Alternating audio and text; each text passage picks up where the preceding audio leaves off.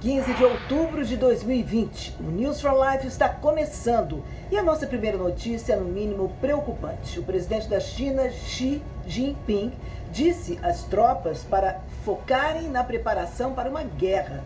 Ele fez o comentário alarmante durante visita a uma base militar na província de Guangdong, no sul. China e Washington estão num clima não muito amistoso devido a desentendimentos sobre Taiwan e a pandemia de coronavírus, onde o presidente Trump não hesita em chamar o Covid-19 de vírus chinês. A Casa Branca anunciou recentemente que planejava vender 3 sistemas avançados de armas para Taiwan, aproximando ainda mais os Estados Unidos diplomaticamente do país. Agora, como a China considera Taiwan parte de seu território, o negócio de armas definitivamente aumentou sua raiva contra os Estados Unidos.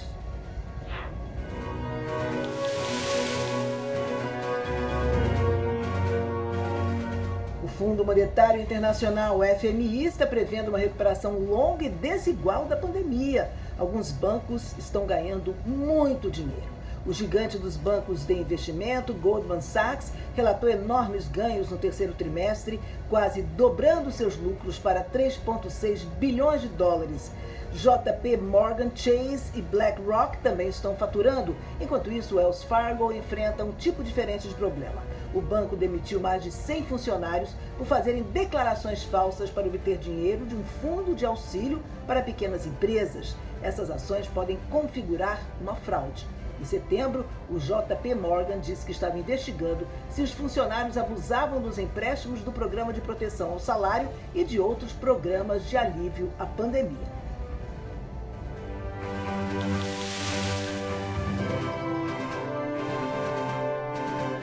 A escolhida por Trump para a Suprema Corte, Amy Coney Barrett, está enfrentando o Comitê Judiciário do Senado uma última vez antes de sua provável confirmação no Senado em 2 semanas.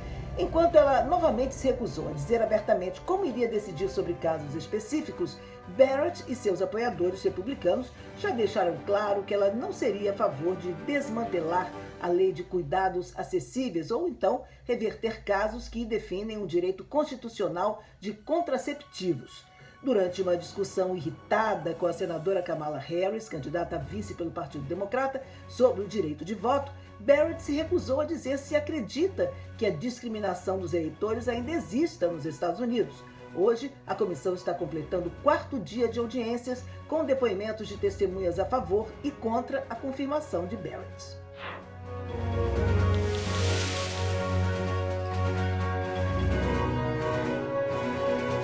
Os países europeus estão relatando casos recordes de Covid-19, levando os líderes a escolher entre 2 soluções drásticas. Limitar as restrições locais ajudaria a manter as economias abertas, mas pode não impedir outra onda do vírus. Um curto bloqueio nacional pode ser mais seguro, de acordo com especialistas em saúde, mas pode impactar negativamente as economias mais uma vez. Boris Johnson, do Reino Unido, é um dos líderes que tenta evitar isso. Nos Estados Unidos, a administração Trump indicou que está aberta à imunidade natural da população como forma de melhorar o coronavírus, uma opção que, segundo os especialistas, pode ser desastrosa. Segundo a maioria das estimativas, isso significaria que cerca de 70% da população teria que pegar a doença. E aí fica a pergunta: quem sobreviveria a ela?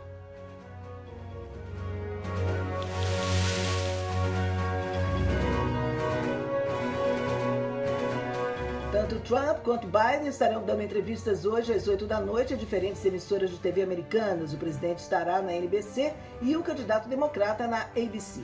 O diagnóstico de coronavírus de Trump levou ao cancelamento do segundo debate e ele rejeitou a sugestão de um confronto virtual com Biden.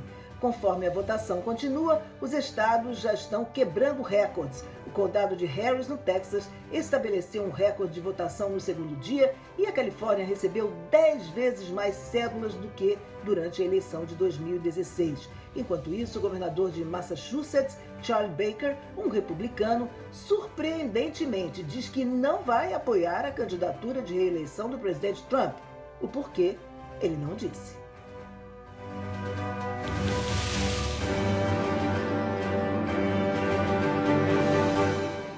Voltando à presença de Trump, Biden hoje no sul da Flórida Isso faz com que a região esteja mais uma vez no centro das atenções para a corrida presidencial de 2020. O presidente Donald Trump estará em Miami por 2 dias consecutivos.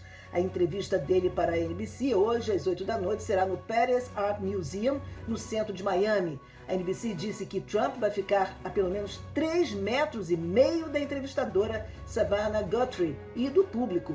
A entrevista é a segunda apresentada pela rede com um candidato de um grande partido nos últimos dias, depois que o indicado democrata Joe Biden participou de uma entrevista em 5 de outubro, apresentada pelo âncora do NBC Nightly News, Lester Holt.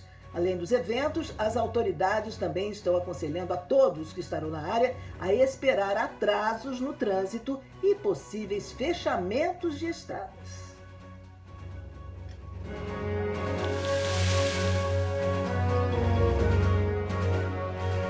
Coral Park Elementary School em Westchester está reabrindo nesta quinta-feira, um dia depois de ser forçada a mudar para o ensino online, depois que um professor e um aluno testaram positivo para o Covid-19.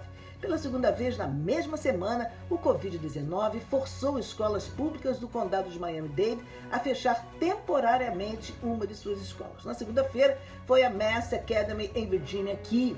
A doutora Marta Pérez, membro do conselho escolar, que representa a área, disse à NBC6 que um professor e o filho desse professor testaram positivo para o Covid na segunda-feira.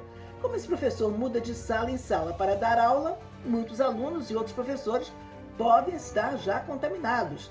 E aí a escola mudou para o ensino online ontem, quarta-feira.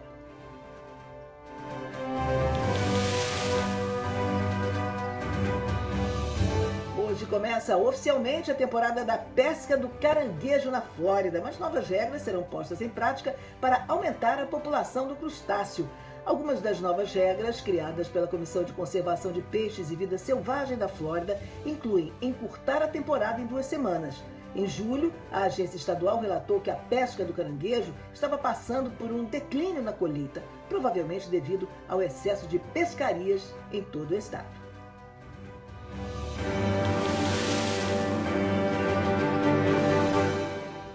E agora uma notícia que não interessa só aos moradores da Flórida não, e sim dos Estados Unidos inteiro, principalmente para aqueles que estão sempre atualizando seus iPhones. A Apple deve anunciar nesta terça-feira o iPhone 12, capaz de acessar redes 5G mais rápidas, um novo recurso projetado para impulsionar as vendas durante o trimestre mais movimentado da empresa.